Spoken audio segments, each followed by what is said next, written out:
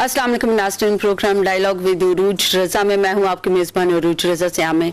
और आज हम बात करेंगे एक ऐसी बहस की जिसका आगाज़ 2018 के बाद 2019 में ही हो गया था और उस वक्त इस बहस को बहुत ज़्यादा सीरियस नहीं लिया गया था। यूँ लगता था कि जैसे कुछ जो लोग हैं वो चाहते हैं कि असल मसाइल से तवज्जो हटाने के लिए इस बहस में पड़ा जाए और लोगों को, अवाम को इस बहस में लाया जाए ताकि अवाम असल मसाइल की तरफ तवज्जो ना दें। ये बहस जिसकी मैं बात कर रही हूँ जो 2019 में शुरू हो गई थी, ये थी पाकिस्तान में सदारती निज़ाम हुकूमत की। और पाकिस्तान में सदारती निज़ाम हुकूमत इससे पहले भी 4 बार आया, लेकिन चारों बार इसकी कोई अकाउंटेबिलिटी नहीं है पाकिस्तान में। इससे कोई बाज पुर्स नहीं की गई, इससे कोई हिसाब नहीं लिया गया और चारों के चारों सदूर को आज तक किसी एक के ऊपर मुकदमा तो कर दिया गया या उनको कोर्ट ने बुला तो लिया, थोड़े अरसे के लिए उनको पाबंद भी किया गया, कन्फाइन रखा गया, उनके घर तक नजरबंद भी किया गया, लेकिन आज तक उनसे कोई हिसाब नहीं लिया गया।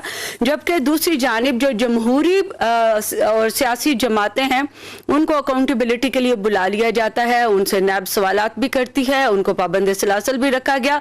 तो देखना यह है कि पाकिस्तान में आज तक जो पार्लिमानी जमहूरी निज़ाम था वो कितना कामयाब रहा और जो सदारती निज़ाम हुकूमत की आजकल बहस शुरू हो चुकी है वो कितना कामयाब रहा।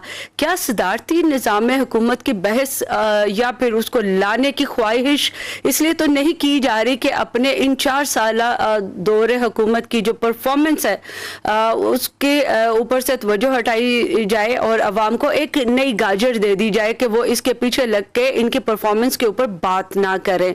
दूसरी जानिब एक और चीज़ नेशनल सिक्योरिटी पॉलिसी के हवाले से मैं आप लोगों के साथ शेयर करना चाहूँगी कि पीटीआई ने पूरा क्रेडिट ले लिया जाते जाते, ताकि अगर इनके इक़्तिदार के बाद इनसे पूछा जाए कि आपने कोई पाकिस्तान के लिए अहम काम किया था तो वो क्या था, तो वो जवाब दे सकें कि जी हमने तो कौमी सलामती पॉलिसी बनाई 2022-2026 के लिए। मैं आपको ये बताती हूँ कि 2014 में इसका ड्राफ्ट मैंने खुद पढ़ा था और पाकिस्तान मुस्लिम लीग नून के उस वक्त के प्राइम मिनिस्टर मियां नवाज शरीफ ने इसकी मंजूरी भी दी थी, लेकिन बाद में इसके ऊपर मजीद काम हुआ और अब यूँ लग रहा है कि वही कॉपी पेस्ट जो है उसमें थोड़ी बहुत तरमीम करने के बाद अब पीटीआई उसको अपने नाम से उसको इशू उन्होंने कर दिया है। इसके ऊपर भी बातचीत होगी। और इमरान खान तैयब उर्दुआन बनने की ख्वाहिश रखते हैं या फिर महातीर मोहम्मद, मॉडल उनको कौन सा पसंद है, तुर्की का या मलेशिया का? और फिर पाकिस्तान के डायनामिक्स को अगर सामने रखें तो हमें यह भी पता चलता है कि पाकिस्तान की कौम ना तो टर्किश नेशन की तरह है ना ही मलेशियन की तरह है। तो फिर ये अगर सदारती निज़ाम के ख्वाब देखे जा रहे हैं, ख्वाहिशात की जा रही हैं, तो पाकिस्तान की कौम इसको एक्सेप्ट करेगी या नहीं? यह होगी हमारी आज की डिबेट, आज का डायलॉग। और हमारे साथ मौजूद हैं प्रोफेसर डॉक्टर नज़ीर हुसैन, तज्ज़ियाकार हैं और इंटरनेशनल अफेयर्स पे बहुत अच्छी कमांड रखते हैं। उनके साथ तशरीफ़ रखते हैं brigadier retired Farooq Hamid Khan. National कौमी पॉलिसी जिसको आप कहते हैं नेशनल सिक्योरिटी पॉलिसी, कौमी सलामती पॉलिसी, उसके हवाले से भी वो बात करेंगे और सदारती निज़ाम के हवाले से भी उनसे हम बातचीत करेंगे। और स्टूडियोज़ में हमारे साथ मौजूद है सिविल सोसाइटी के नुमाइंदे, chairman liberal forum Pakistan Mohammad Anwar साहब। सर, आप तीनों हज़रात का बहुत बहुत शुक्रिया। मेरी ख्वाहिश थी कि आज के प्रोग्राम में कोई खातून एक्सपर्ट भी हमारे साथ होती, लेकिन कोविड की वजह से ख़वातीन जो हैं वो थोड़ी सी रिजर्व हैं आजकल। तो हम प्रोफेसर डॉक्टर नज़ीर हुसैन से ही बहस का आगाज़ करेंगे। सर, सबसे पहले तो ये बताइएगा, सदारती निज़ाम हुकूमत किसकी ख्वाहिश हो सकती है? ये तो ख्वाहिशों वालों की ख्वाहिश ही हो सकती है, लेकिन देखिए, पार्लिमानी जमहूरियत में सदारती निज़ाम को लेके आना या उसकी बहस करना, मेरा ख्याल है ये ना तो वक्त की ज़रूरत है और ना ही पाकिस्तान की ज़रूरत है।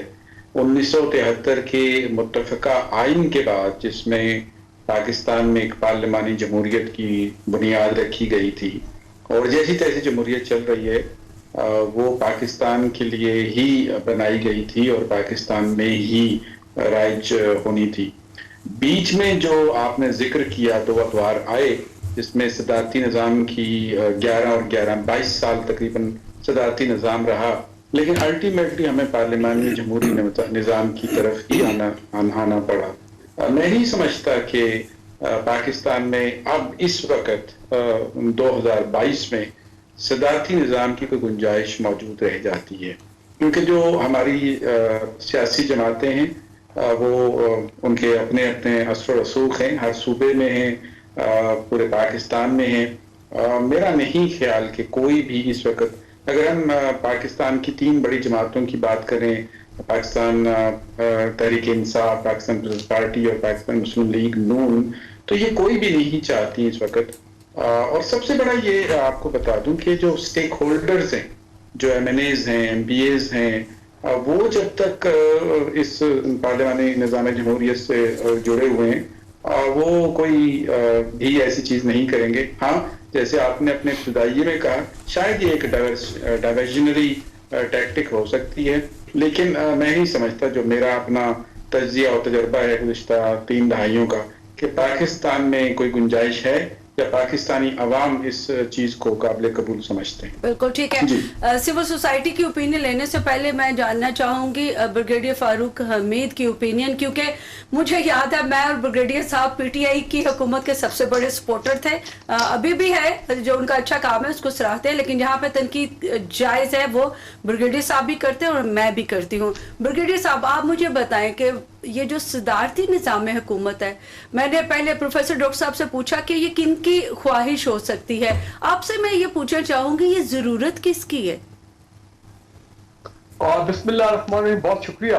पहले तो मैं थोड़ा आपके इंट्रो में एक करेक्शन कर दूं, मेरे ख्याल आप एक चीज भूल गई थी कि जनरल मुशर्रफ, ठीक है, वो the military ruler take over से आए, एक आईनी तरीके से उस तरह नहीं आए, मैं मानता हूँ, लेकिन इसी मुल्क में उनको सुप्रीम कोर्ट ने 3 साल के लिए इख्तियार दे दिया कि वो आइन में चेंजेस कर सकते हैं, और सुप्रीम कोर्ट ने उनको अपना जो मिलिट्री टेक ओवर को वैलिडेट किया। ये याद रखें, ये हो चुका हुआ है। अच्छा, इससे पहले शायद डॉक्टर साहब ने देखा हो प्रेसिडेंट अयूब खान का दौर, वो प्रेसिडेंट अयूब का दौर, वो जब मैंने होश संभाला था तो प्रेसिडेंट अयूब खान का दौर चल रहा था, और जब उनके 10 साल पूरे हुए तो मैं आज भी कहता हूँ कि पाकिस्तान की तारीख में that was one of the best eras in Pakistan, क्योंकि हमने जो उसके पाकिस्तान पुरसकून था, पाकिस्तान में इंडस्ट्रियलाइजेशन हो रही थी, पाकिस्तान में की इकोनॉमी जो है वो टर्न अराउंड हो रही थी। हमने शायद 1-2 दफा कहे होंगे 1958 में, पता नहीं कब, चंद लाख डॉलर IMF से, आई डोंट नो, जर्मनी को हम लोन दे रहे थे, 5 ईयर डेवलपमेंट प्लान बनते थे, it was the decade of development. जो 10 साल गुजरे थे प्रेसिडेंट अयूब खान के, अनफॉर्चुनेटली ये जो भी आप कहें, उसके बाद फिर जुल्फ़िकार अली भुट्टो साहब की डेमोक्रेसी मूवमेंट और हालात जो है फिर वो पाकिस्तान में बदल गए। Till we had this constitution in 1973।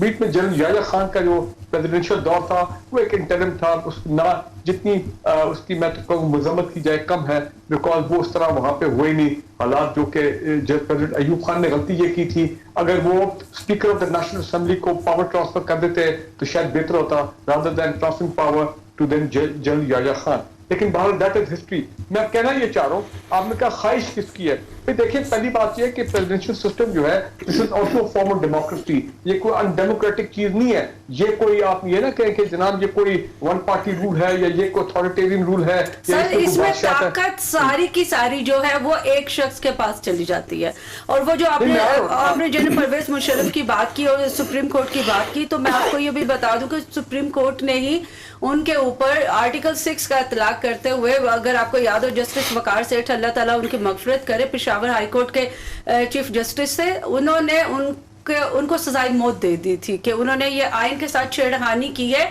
और कुछ चीजें ऐसी होती हैं जिसकी छेड़खानी आइन में उसकी इजाजत ही नहीं दी गई, and it is one of them कि आप 2/3 मेजोरिटी के साथ भी ऐसी कोई तरमीम पास नहीं कर सकते कि आप पार्लिमानी निजाम से स्विफ्ट कर जाएं सदारती निजाम हुकूमत की तरफ। देखिए, मैं आपकी बात मानता हूं, लेकिन जहां तक मुझे याद है कि जनरल मुशर्रफ पे जो आर्टिकल 6 लगा था वो मेरे ख्याल नवंबर 3 की जो इमरजेंसी उन्होंने लगाई थी, सर उसी इमरजेंसी के बाद वो फिर सदारत की तरफ आए थे ना, तो ये एक रास्ता है, अगर आपने जाना है सदारती निजाम हुकूमत की तरफ तो उसका एक यही रास्ता है कि आप मार्शल लॉ या इमरजेंसी डिक्लेयर करने के बाद आइन को मुअत्तल करते हैं और फिर उधर चले जाते हैं। नहीं, देखिए मेरी बात, अब आप और गलत साइड पे चले गए हैं। वो मिलिट्री रूल्स को आप छोड़ दें। अब पाकिस्तान में देयर विल नेवर बी इंशाल्लाह एनी मिलिट्री रूल। 3 तो जनरल इलेक्शन हो गया, हम तो 14 इलेक्शन की तरफ, 4th जनरल इलेक्शन की तरफ हम रवां दवा हैं। मैं कहना ये चाह रहा हूं कि देखें, ये मौजूदा पार्लियामेंट्री निजाम के अंदर जिसको मैंने एक्सेप्ट कर लिया, सबने एक्सेप्ट कर लिया कि ये हमारा फेट अकम्पली है, यही हमारा मुस्तकबिल है, और लूली लंगड़ी जमहूरियत जैसी भी है इसी तरह चलती रहेगी। इसी तरह प्राइम मिनिस्टर ब्लैकमेल होते रहेंगे, इस तरह मुल्क में जुडिशियल सिस्टम कोलैप्स होता रहेगा, इसी तरह माफिया और ये जो चोर डाकू हैं जिन्होंने मुल्क को लूटा है वो बिल्कुल मंत्री के इंजाम तक नहीं पहुंचेंगे। इसी तरह जनाब सेनेट की सीटें जो है वो करोड़ों में बिकती रहेंगी। इसी तरह अपना एमएलए एमपीएस जो है वो डेवलपमेंट फंड की खातिर क्या कुछ करने को तैयार नहीं होंगे। एंड सो और बहुत कुछ मैं ऐड कर सकता हूं। बिल्कुल ठीक है सर, इसके ऊपर बिल्कुल बात करेंगे हम। इसके ऊपर मजीद भी जब आपकी तरफ मैं आऊंगी मजीद भी बात करूंगी। सिविल सोसाइटी क्या कहती है? ब्रिगेडियर साहब का तजज़िया आपने सुना, आपने प्रोफेसर डॉक्टर नज़ीर हुसैन एकेडमिया की से एक ओपिनियन आई है वो भी आपने सुनी। तो सिविल सोसाइटी क्या समझती है कि पाकिस्तान में पार्लिमानी निज़ाम हुकूमत से क्या बेहतर है सदारती निज़ाम हुकूमत, और अवाम को कब रिलीफ मिला, पार्लिमानी हुकूमतों में या फिर सदारती निज़ाम हुकूमत में? थैंक यू रूज, आपने मुझे मौका दिया। ब्रिगेडियर साहब की बात को मैं बात आगे बढ़ाऊंगा कि ब्रिगेडियर साहब ने कहा कि अयूब खान के दौर में बहुत ज़्यादा 10 साल में बहुत तरक्की की और हमने बाहर से पैसे नहीं लिए। ब्रिगेडियर साहब को याद होगा कि ये वही दौर था जब हम अमेरिका की तरफ टोटली झुक गए थे और सीटों और सेंटों के हम उस वक्त मेंबर भी बन गए थे और वहां से हमें बहुत पैसा मिला। ये नहीं कि उस वक्त पैसा हमने लिया, उसके बाद हमने डेवलपमेंट की और जो भी हुआ। अयूब खान के दौर में भी अभी ब्रिगेडियर साहब ये बता रहे हैं कि जी साहब पार्लियामेंट में एमपी ने बिक रहे। अयूब खान के दौर में जब उन्होंने जो बीडी मेंबर्स थे, बेसिक डेमोक्रेटिक मेंबर्स थे, 80,000 थे, 40,000 मशरकी पाकिस्तान में, 40 जो है वो मगरबी पाकिस्तान में थे। उनको खरीदा गया, उनको धौंस धांधली से अपने, क्योंकि छोटा जितना भी आपका इलेक्टोरल छोटा होगा वो आपके हक में उतना वो बेहतर होगा। शेख मुशर्रफ ने भी वही जो डिस्ट्रिक्ट नाज़िम्स को इतनी अथॉरिटी दे दी कि कहते हैं कि मेरा यही सारा कुछ है। लेकिन आप जब भी आप देखते हैं तो आखिर में पहले उन्होंने अपना कानून बनाया, आइन बनाया। अयूब साहब ने अपना जो आइन बनाया जो प्रेसिडेंशियल था, उससे पहले 1956 का जो आइन है जो अवाम ने बनाया जिसमें अवाम के रिप्रेजेंटेटिव थे, वो जो है वो पार्लिमानी था। उसके बाद अयूब ने जो है 1962 में जो अपना आइन बनाया और जाती दफा तोड़ गए वो खुद, वो सदारती था, वो जाती दफा वो तोड़ गए। उसके बाद उन्होंने कहा जी ये डिमोलिश होता है। बाद में एलएफओ के तहत अयूब जनरल याहिया ने जो है उसको आगे कंटिन्यू किया। फिर उसके बाद फिर आवाम बैठे। 1973 का जो आइन है वो डायरेक्टली जो है वो पार्लियामेंट ने फिर बनाया और ये बहुत बड़ा कंसेंसस है कि पूरे पाकिस्तान की अभी एक छोटा सा एक लॉ बनाना होता है, उसके लिए एक बड़ा डिफिकल्ट है। हम अगर कहें कि नहीं जी आप टोटली उस आइन को उखाड़ के परे फेंकें और नया आइन बनाएं, एक हमारी जो हर हुकूमत की ख्वाहिश होती है कि हम जो है वो सूबा जो है वो पंजाब के एक दूसरे बना लें, शुमाली जनूबी पंजाब का बना लें, वो हमारा एक सूबा नहीं बन सकता। अभी तक इतनी हमारे पास वो नहीं है, पावर नहीं है किसी एक हुकूमत के पास भी। इवन कि इससे पहले जो है वो जनरल नवाज शरीफ का भी ख्वाहिश थी, उनका भी था, उनके पास सर 95% वोट तक वो ले गए थे, वो नहीं बना सके थे। अगर हम टोटली हम कहते हैं कि जी हम आइन को तोड़ के आप प्रेसिडेंशियल ले आए जिसमें एक आदमी के हाथ में हो, डिक्टेटर्स को ये सूट करता है। डिक्टेटर्स का ये जो अभी आपने बात की कि वो नहीं बना पाए सूबा, तो मुझे याद आ रहा है कि जनरल मुशर्रफ के जमाने में कालाबाग डैम भी तो एक सदर नहीं बना पाया, वो नहीं बना सके और फिर सदर मैंने उसकी मुखालफत और कर फिर दी थी। उस वक्त जब भी मिलिट्री रूल आया उन्होंने फिर उसके बाद उन्होंने कोई रास्ता निकाला है। 58(2)B जो था वो इसीलिए डाला गया कि पार्लियामेंट्री निजाम को कमजोर किया जाए। जब भी आया, जब भी प्रेशर पड़ेगा, प्रेसिडेंट अकेला है उसके ऊपर प्रेशर पड़ेगा कि इसको तोड़ दो, वो तोड़ दिया। मुशर्रफ ने अपनी बनाई हुई, जनरल ज़ियाउल हक ने अपनी बनाई हुई हुकूमत जो सारे उसने जो लोगों पकड़े इधर से मुख्तलिफ इंडिविजुअल्स जो थे, करप्शन का स्टार्ट एक्चुअली 1985 से हुआ है। मैं पाकिस्तान में जो पार्लियामेंट्री हिस्ट्री अभी जो ब्रिगेडियर साहब फरमा रहे हैं उससे पहले आप बता दें कि कितने एमएनएस करप्ट थे या किस तरीके से था। उस वक्त इंडिविजुअल्स को ला के उनको फिर एक पार्टी असेंबल करना, उन पार्टीज में उनको आप उनके हल्के के लिए पैसे देना, उनको एक करना कि जनाब आपके हल्के में हम डेवलपमेंट करेंगे, इतने फंड्स आपके डिस्पोजल पे। करप्शन का आगाज कर दिया गया। 3 साल के बाद उसी पार्लियामेंट को जो है वो अपने इन्होंने हमारे ज़ियाउल हक साहब को सूट नहीं आई, 58(2)B का सहारा लेके उसको तोड़ दिया गया पार्लियामेंट्री निजाम को। उसके बाद मुशर्रफ साहब आए, इन्होंने फिर दोबारा मतलब उसी डिग्री पे चला। आपके 3-4 हुकूमतों में वो सारा चला। अभी भी की हुकूमतें तोड़ी गई। अभी वो 52। लेकिन प्रेसिडेंट जरदारी जब आए, जब वो प्रेसिडेंट थे, अभी उसके ऊपर भी हम जरा बात करेंगे कि वो कितने कामयाब प्रेसिडेंट रहे, क्योंकि उन्होंने तो 58(2)B का खात्मा कर दिया था। जाते हुए उन्होंने सारी पावर उन्होंने पार्लियामेंट सूबों को को दे दी अख्तियारात थी। दिए, 18 अमेंडमेंट के तहत दिए, लेकिन अभी भी वो चुपती है 18 अमेंडमेंट। हमारे अक्सर जो है हाई रैंकिंग हमारे जो दोस्त वो कह रहे होते हैं कि जी ये तो मुजीबर रहमान के 6 रुकात हैं। हालांकि जो आपके पास सूबे जितने मजबूत होंगे आपका उतने वफाक भी मजबूत होगा। बिल्कुल ठीक है। आप लोकल लेवल पे आप अगर बात करते हैं, इवन कि डिस्ट्रिक्ट लेवल पे भी आपके वो फंड्स आगे जाएं, सूबे लेवल पे फंड्स चले ये जाएं, अब आप बात आप करें डिस्ट्रिक्ट लेवल पे चले जाएं, बल्दियाती इदारों को मजबूत करने लेकिन की एक बात भी कर रहे मॉडल हैं। नहीं है। इस्लामाबाद का मॉडल आपके पास बल्दियाती इंतखाबात का नहीं है। हमारे यहाँ जो वो बना, जो भी गवर्नमेंट आई उसने उसको नहीं चलने दिया, पंजाब में नहीं चलने दिया, कहीं भी नहीं चलने दिया कि मुझे जो सूटेबल करता है मैं उसी को चलाऊंगा। बिल्कुल ठीक है। प्रोफेसर साहब की तरफ मैं जाऊंगी। सर, जब बात आती है इख्तियारात की तकसीम की तो सब सदारती निज़ाम का हवाला देते हैं। जब सदारती निज़ाम में आ जाते हैं लोग तो उसके बाद ना तो इख्तियारात की तकसीम वो करना चाहते हैं और ना ही वो बल्दियाती इदारों को मजबूत करना चाहते हैं। और आपके सामने ही है बल्दियाती इदारों की या फिर बल्दियाती इंतखाबात में ही पाकिस्तान आज तक संजीदगी से अमल दरामद नहीं कर सका। तो ये जो इख्तियारात की तकसीम है, क्या आप समझते हैं कि सदारती निज़ाम में वाज़ेह हो जाएगी और प्रैक्टिकल होगी ये? मिस सरूज, एक बहुत बड़ा डायलेमा है और मसला ये है कि हमारे सारे टीवी चैनल्स और हमारे जो मौजूद 2 सीनियर मेंबरान हैं, हम माजी में बहुत ज्यादा चले जाते हैं और माजी की बातें दोबारा दोहराने की जरूरत इस वक्त नहीं है। हमें ये देखना है कि आगे क्या होगा और आगे किस तरह हम जा सकते हैं। पुरानी बातें पुरानी हैं, वो अपने अदवार की हैं। मैं तो आपके प्रोग्राम में इसलिए हाजिर होता हूं कि कोई नई चीज कर सकूं और कोई अपने दोस्तों से नई चीज सीख सकूं। हमें सबसे देखिए मैडम, आपको पाकिस्तान का पॉलिटिकल सिस्टम समझना पड़ेगा। सबसे पहले हमारा पाकिस्तानी पॉलिटिकल सिस्टम जो है वो रूरल बेस्ड सिस्टम है, जिसमें फ्यूडल्स जो हैं वो छाए हुए हैं। और एक चीज हमारे 2 मौजूद मेहमान भी जानते हैं कि पाकिस्तान में एक तस्वुर है इलेक्टेबल्स का। जो भी इलेक्टेबल होगा उसको हर पार्टी अपने साथ शामिल करने की कोशिश करेगी। दूसरा, आपको ही पता है, हमने कई बार इस पर बहस भी की है कि पाकिस्तान का तमाम पॉलिटिकल सिस्टम जो है वो बरादरियों पे चलता है, बरादरी के वोट आते हैं। जब तक हम इस सिस्टम को एजुकेट नहीं करेंगे, हमारे अवाम एजुकेट नहीं होंगे, एक अच्छा पार्लिमानी निज़ाम मार्ज़े वजूद में नहीं आ सकता। मेरी गुजारिश और आपके प्रोग्राम के तवज्जुह से यही है कि हमारे पास जो इस वक्त सिस्टम है इसको हम अच्छा करने की कोशिश करें। जब तक हम इस सिस्टम को अच्छा करने को, ये पाकिस्तान की तमाम जमातों को ये बात बावर करवा देनी चाहिए कि ये जो सो कॉल्ड, मैं कोई उल्टा सीधा लफ्ज नहीं क्योंकि मैं एकेडमिक हूं, इलेक्टेबल्स को कुछ ना कुछ आप कम अज कम इनका कोई हल करें। और ये इलेक्टेबल ब्रिगेड साहब को भी पता है और हमारे दोस्त को भी पता है, ये तकरीबन स्विंगिंग होते हैं और हर गवर्नमेंट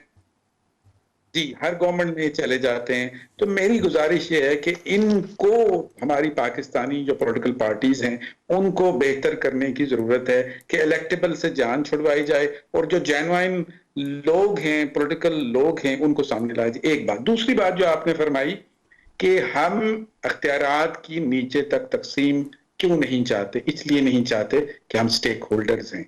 हमारे से मुराद है पॉलिटिकल पार्टीज बहुत बड़ी स्टेक होल्डर है, वो नहीं चाहती कि ये काम जो है वो नीचे तक जाए।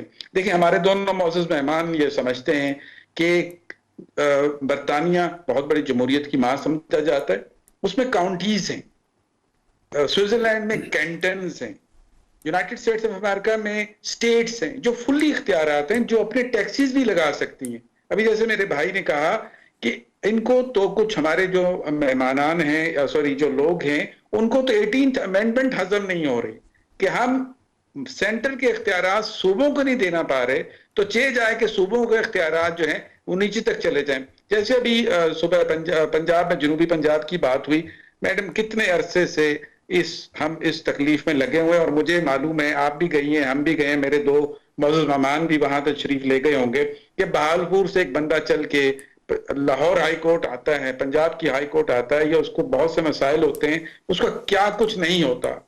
ये मैं कंट्रोवर्शियल चीज कहने लगा हूं। जुनेजो साहब के वक्त में एक सैफुल्ला साहब थे, मिनिस्टर ऑफ लॉ, उन्होंने एक बहुत अच्छी तजवीज दी थी कि अगर हम पाकिस्तान को मुख्तलिफ कमिश्नरेट में बांट दें, और मेरा ख्याल 28 या 30 कमिश्नरेट कही थी, इससे आपका जो निज़ाम है वो भी बेहतर होगा, अवाम के मसाइल, देखिए लोकल मसले हैं ना हमारे, नेशनल असेंबली का जो काम है या सेनेट का जो काम है वो नहीं हो रहा। हमारे मौजूद दोनों मेहमान इस बात की तायद करेंगे कि सेनेट और कौमी असेंबली का काम पॉलिसी मेकिंग है, पॉइंट स्कोरिंग नहीं है, डिबेटिंग क्लब नहीं है। हमारे लाखों करोड़ों रुपए टैक्स पेयर के जाते हैं अच्छी पाकिस्तान को एक पॉलिसी देने के लिए, और अगर वो पॉलिसी नहीं बनेगी तो अवाम तक ये ट्रिकल डाउन इफेक्ट नहीं आएगा। इस नशे को हमने तोड़ना है। बिल्कुल ठीक है। सर अभी हमें जाना है एक छोटे से ब्रेक की तरफ, और जब ब्रेक से वापस आएंगे तो ब्रिगेडियर साहब से पूछेंगे, क्योंकि उनके जो दलाइल हैं वो सदारती निज़ाम हुकूमत की तरफ हैं, उनकी हमायत में है। उनसे ज़रा पूछेंगे कि पार्लिमानी निज़ाम हुकूमत जिसको दुनिया तस्लीम करती है उसको ख़त्म करके सदारती निज़ाम पाकिस्तान में कितना कामयाब हो सकता है, ये हम उनसे पूछेंगे ब्रेक के बाद। कहीं मत जाइएगा, stay tuned with Roze television.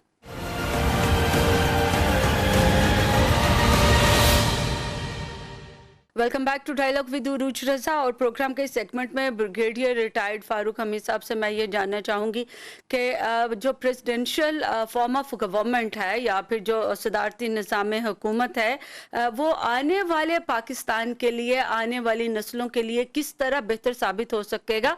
और दूसरे नंबर पे अगर आपने सदारती निज़ाम हुकूमत की जानिब जाना है, इत्तेहादियों से आपने जान छुड़ानी है, इलेक्टेबल्स को आपने उनके चेहरे बदलने, उनको नहीं लाना, तो फिर जब सदारती निज़ाम हुकूमत की बात करेंगे तो फिर प्राइम मिनिस्टर जो अभी हैं इमरान खान, उन्हीं को सदर बनाना क्यों ज़रूरी है? फिर कोई आम आदमी जो है जो वाकई सदारत के काबिल होगा उसको ये मौका क्यों नहीं मिलना चाहिए? पहली बात यह कि आपने एक बड़ी प्रिजम्पशन आपने की है, स्पेकुलेशन की है, जो कि मेरे ख्याल it's too early to talk about कि जी प्राइम मिनिस्टर इमरान खान जो है वही प्रेसिडेंट बनेंगे अगर प्रेसिडेंशियल सिस्टम पाकिस्तान में नाफिज होता है। Lot of ifs and buts, ठीक है ना जी।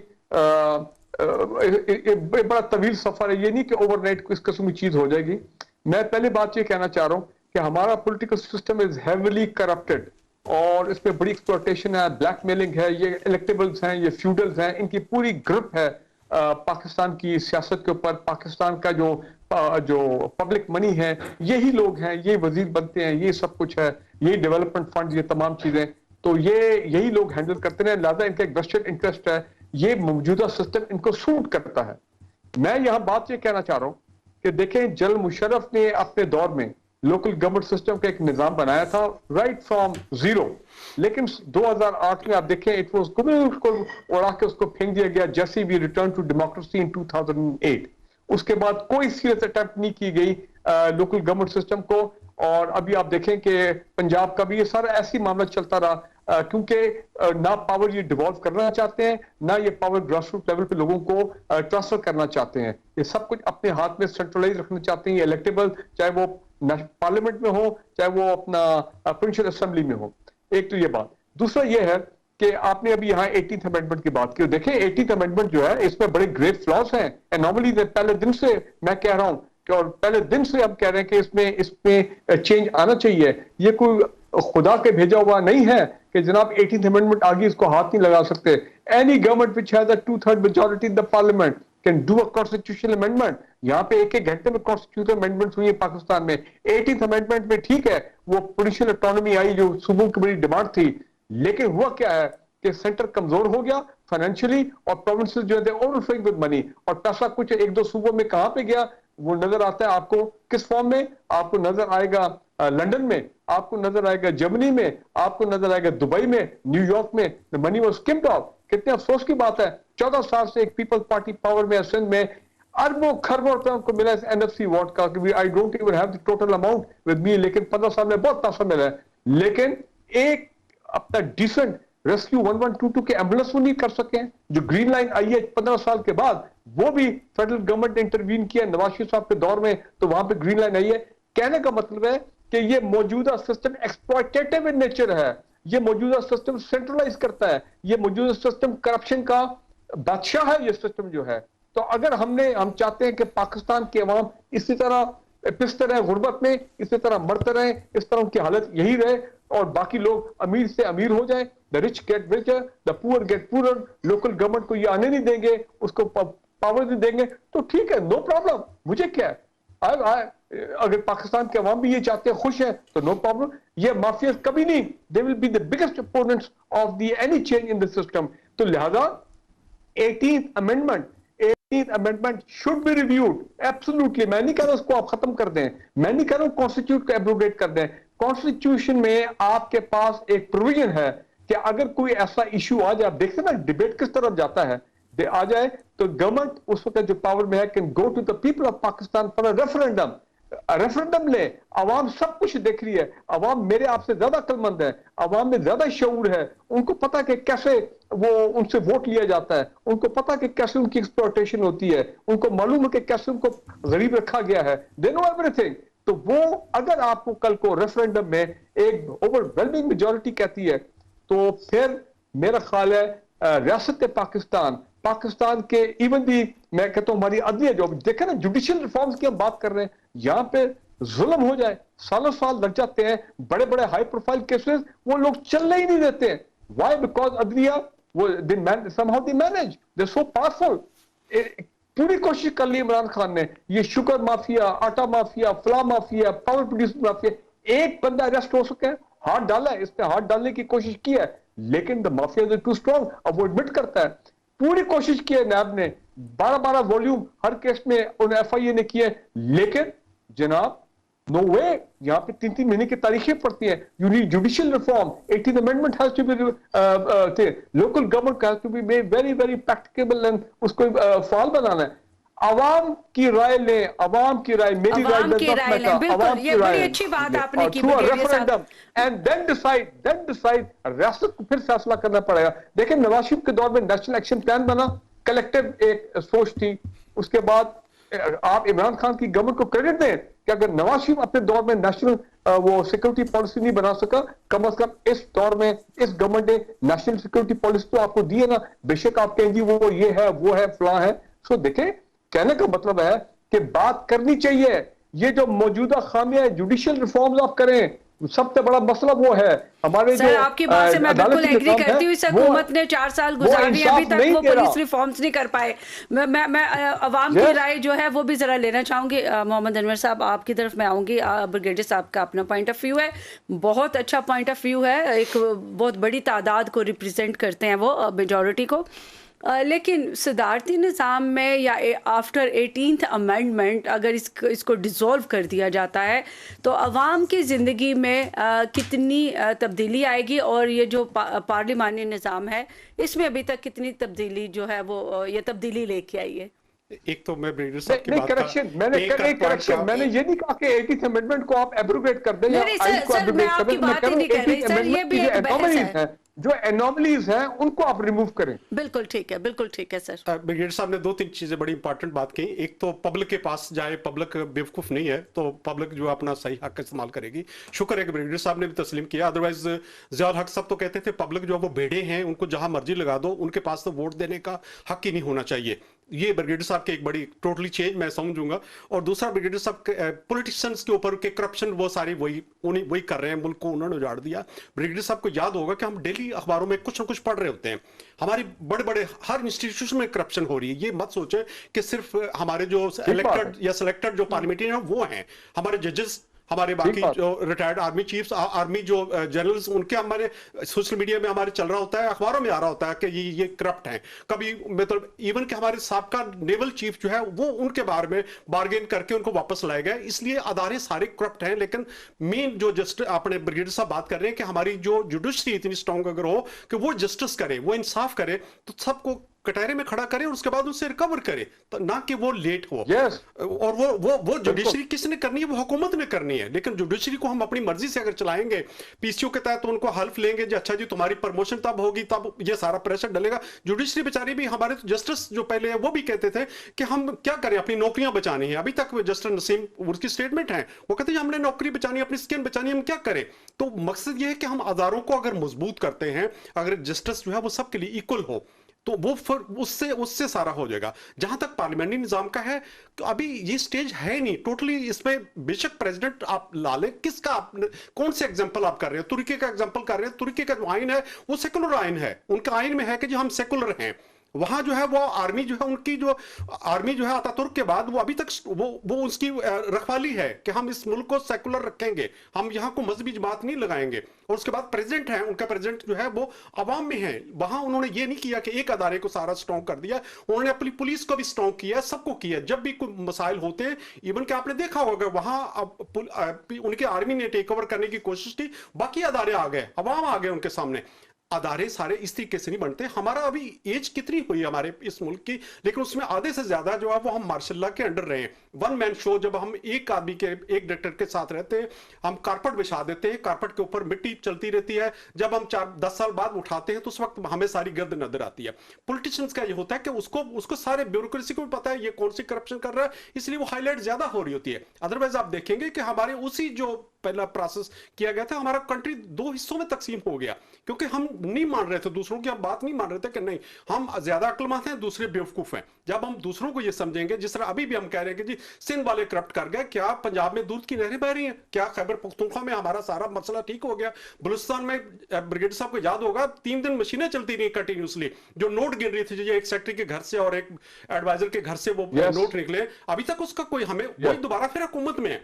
ब्रिगेडियर साहब को पता होगा कि फिर उनको कौन लाया गया सारा। तो ये सारा इसके पार्लियामेंट्री, उसमें पार्लियामेंट्री निजाम का कोई नहीं है, लेकिन हमारे इंस्टीट्यूशन अगर स्ट्रांग हो, अगर उनको चलने दिया जाए, उनको पता हो कि मैंने आगे नेक्स्ट आना है। पॉलिटिकल पार्टीज को हमेशा वीक किया जाता है कि ताकि बंदे खींच के इधर से उधर ले जाएं। ये जो इलेक्टेबल भी है, इनको भी इससे पहले जो इवन के फ्लोर क्रॉसिंग होती थी, पार्लियामेंट के अंदर बैठे हुए वो एक पार्टी से दूसरी तरफ वोट चले जाते थे, उसके ऊपर बैन लगाया, उसके ऊपर भी कहा गया कि नहीं जी ये टोटली गलत है। अभी भी इस तरह का ये बनाए आइन, ये करें कि जी इसको एक दफा जो पार्टी चेंज करता है उसके बाद 5 साल तक वो कहीं और इलेक्शन नहीं हो सकता, या उससे पहले। तो इससे जमहूरियत जो है वो स्ट्रांग हो सकती है। लेकिन साथ साथ वही है कि एक हमारा डिसेंट्रलाइजेशन हो, फेडरलिज्म, दुनिया में जितने भी हमारा जो पड़ोसी मुल्क है वहां आपके जमहूरियत पार्लियामेंट्री निजाम चल रहा है, बाकी भी वो कामयाब हैं, उनके इंडिपेंडेंट इलेक्शन कमिश्नर है। हमारा इलेक्शन कमिश्नर एक हल्के में डस्का का आपके सामने एक मॉडल है, वहां इलेक्शन जो है वो हो रहे हैं और 38-30 लोग जो है वो उन्होंने ब्लैकलिस्ट कर दिया कि ये लोग इन्वॉल्व थे एक हल्के में इलेक्शन करने में। और सर आपकी तरफ वापस आएंगे, बड़ी अच्छी डिबेट चल रही है, लेकिन मुझे कहा जा रहा है कि एक छोटी सी कमर्शियल ब्रेक ले लें और ब्रेक के बाद जब हम वापस आएंगे तो मोहम्मद अनवर साहब का जो कमेंट है उसको कंप्लीट कर देंगे। Thank you.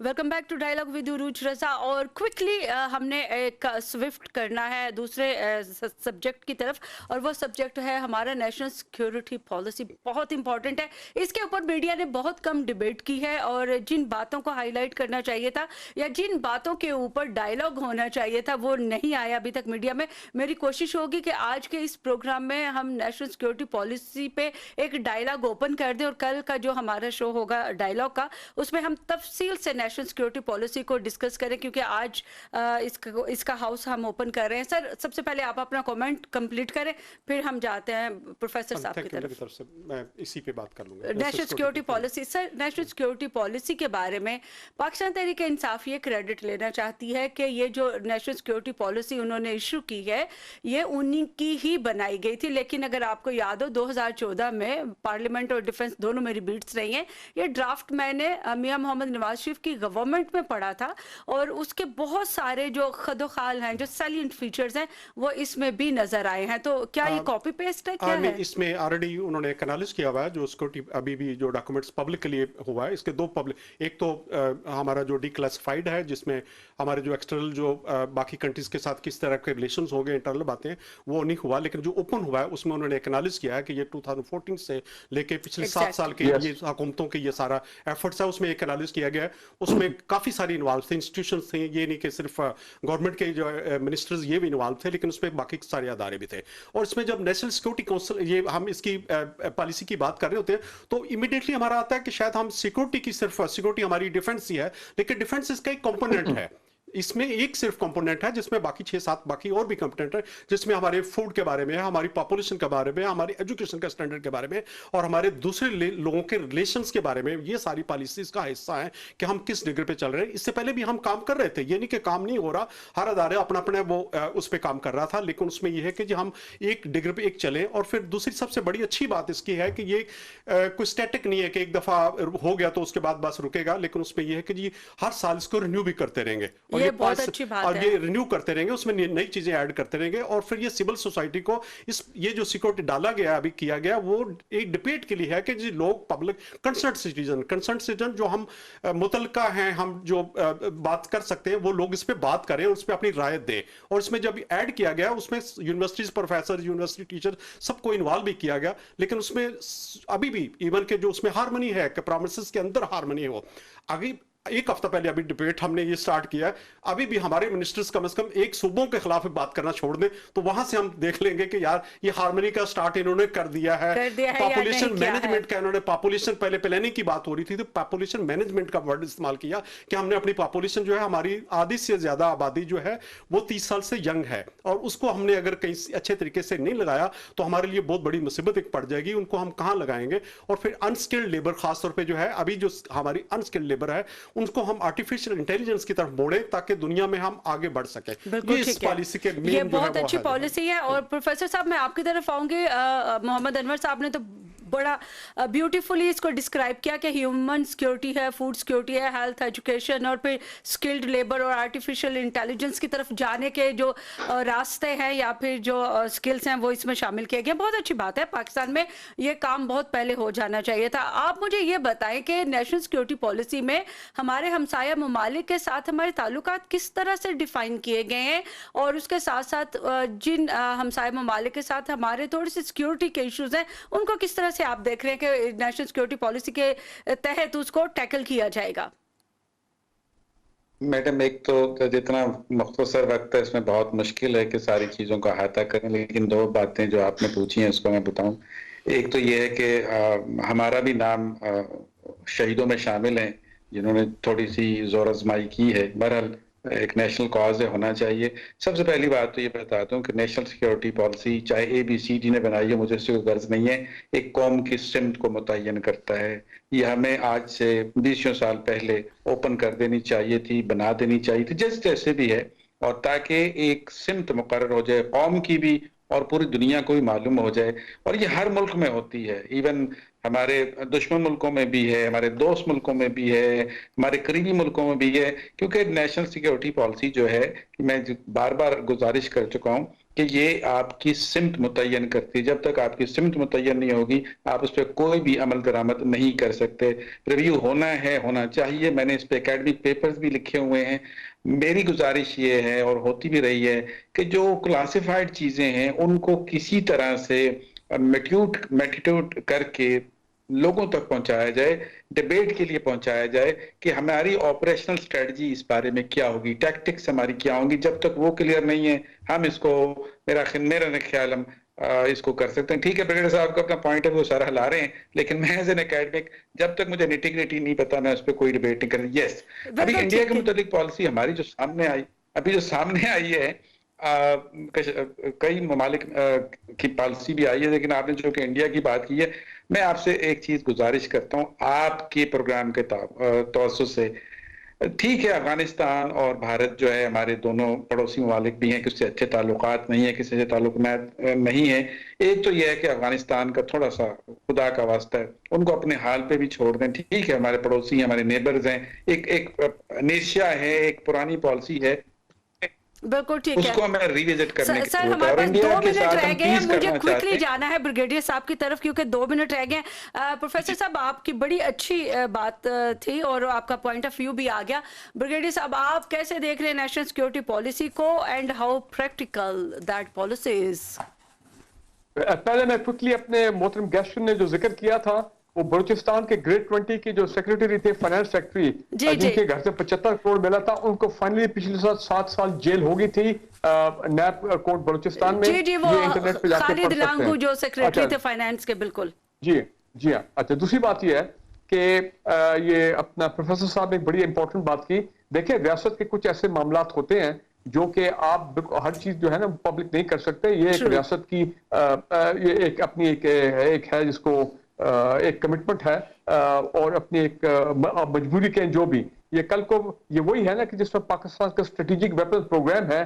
ठीक है, मोटा मोटा हमें पता है कि we are nuclear power, blah blah, we are missile power, लेकिन जो उसकी निटी-ग्रिटी जो डिटेल है obviously they are not to be made public, और ना ही मेरा ख्याल है हमें उसकी जरूरत है कि जो उनको पब्लिक करने के लिए। इसी तरह आप देखें नवाज शरीफ साहब को जो 10 वॉल्यूम्स थे ये पनामा केस में, मैंने उसमें आप देखें वॉल्यूम 10 पता नहीं उसमें क्या है, लेकिन वॉल्यूम 10 को पब्लिक जो है वो नहीं किया जा रहा अभी तक। हालांकि बड़ा लोगों ने कहा जी उसको अभी आप पब्लिक करें, तो रियासत के कुछ कंपल्शन है, मसलियत है, जो भी आप समझे। इंपॉर्टेंट ये इस मैंने अखबार की हेडलाइन भी पढ़ी थी कि इस नेशनल सिक्योरिटी पॉलिसी में भी आई बिलीव कॉन्स्टिट्यूशनल अमेंडमेंट की बात की गई है, इसमें भी गालिबन 18th अमेंडमेंट की रिव्यू की बात की गई है। इसको अबॉलिश नहीं करना, लेकिन इसकी एनॉमलीज जो है एनएफसी वॉर, रिसोर्स डिस्ट्रीब्यूशन, ये तमाम चीजें जो है ये आनी चाहिए। बिल्कुल ठीक है, जाहिर बात है इकोनॉमिक सिक्योरिटी साइबर, देखें यू गिव क्रेडिट, मैंने पहले भी कहा था ये इस गवर्नमेंट को क्रेडिट जाएगा, आने वाली गवर्नमेंट इसमें ऐड कर सकती है, डिलीट कर सकती है, जो चाहे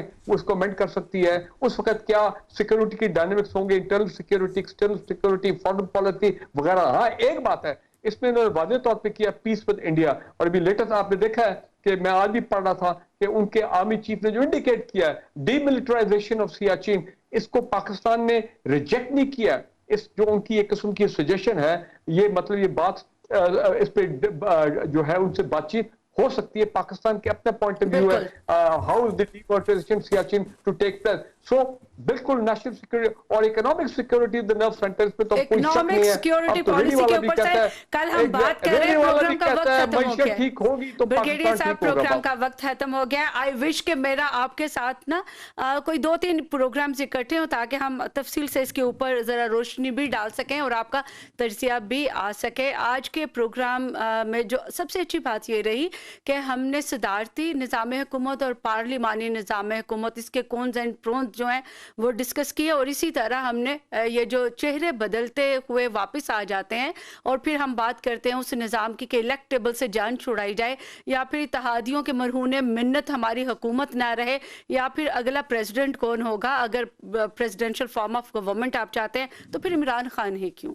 कोई आम बंदा क्यों नहीं, कोई आम इंसान, आम पाकिस्तानी क्यों नहीं, फिर वहाँ पे भी तब्दीली की ज़रूरत है। कल आपसे दोबारा मुलाकात होगी और यही टॉपिक हम कल भी डिस्कस करेंगे। अपना बहुत सारा ख्याल रखिएगा, कोविड बहुत ज़्यादा फैल चुका है, अपना और अपने घर वालों का, दोस्तों का ख्याल रखिए और SOPs को स्ट्रिक्टली फॉलो कीजिए। उरूज रज़ा से आपको इजाज़त दीजिए, अल्लाह हाफिज़।